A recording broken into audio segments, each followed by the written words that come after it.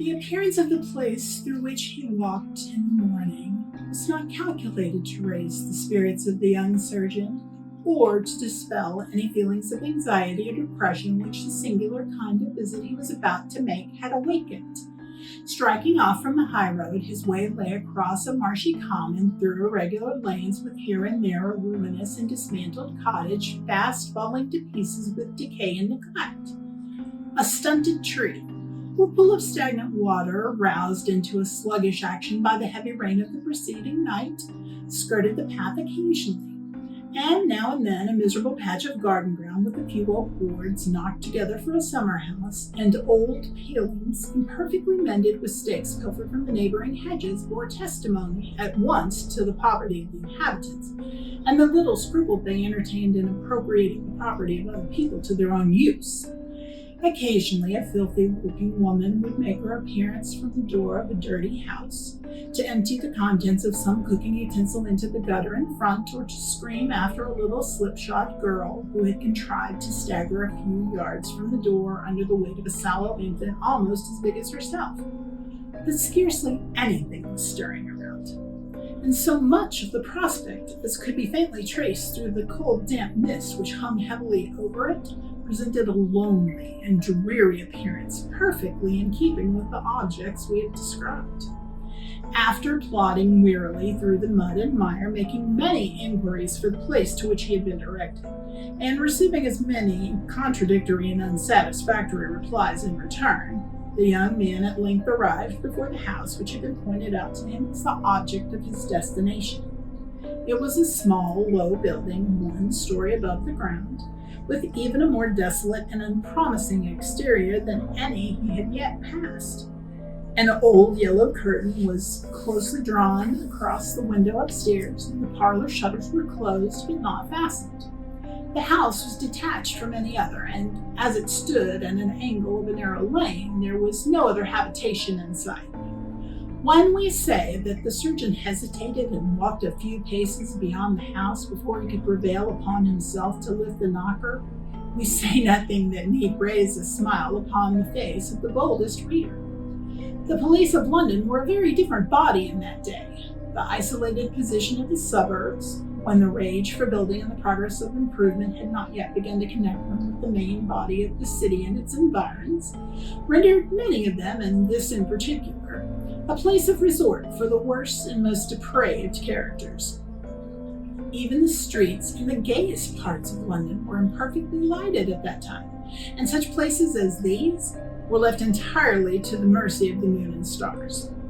The chances of detecting desperate characters or of tracing them to their haunts were thus rendered very few, and their offenses naturally increased in boldness as the consciousness of comparative security became the more impressed upon them by daily experience.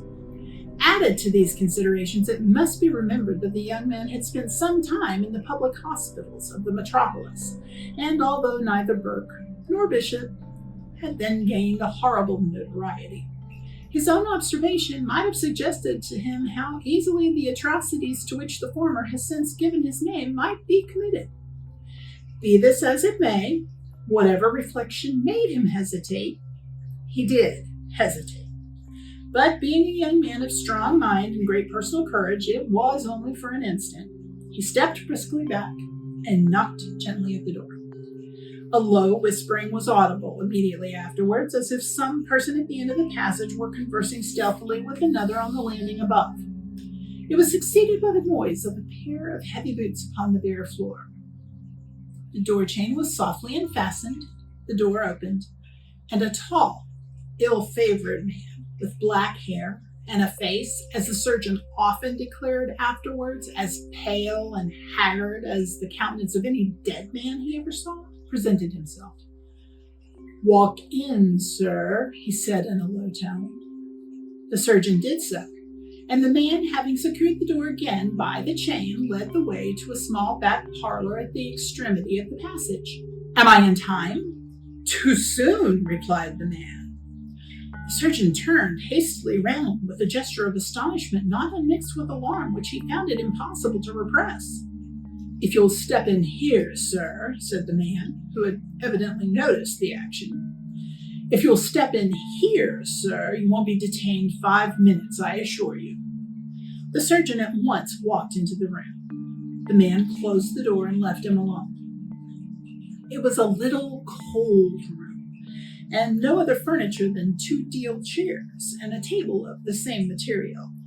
A handful of fire, unguarded by any fender, was burning in the grate, which brought out the damp if it served no more comfortable purpose, for the unwholesome moisture was stealing down the walls in long, slug-like tracks.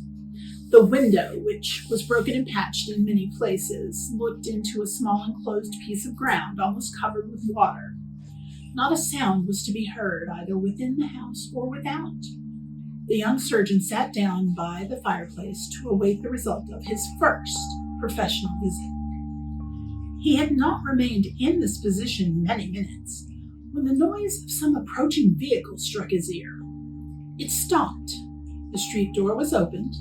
A low talking succeeded, accompanied with a shuffling noise of footsteps along the passage and on the stairs, as if 2 or 3 men were engaged in carrying some heavy body to the room above. The creaking of the stairs, a few seconds afterwards, announced that the newcomers, having completed their task, whatever it was, were leaving the house. The door was again closed, and the former silence was restored.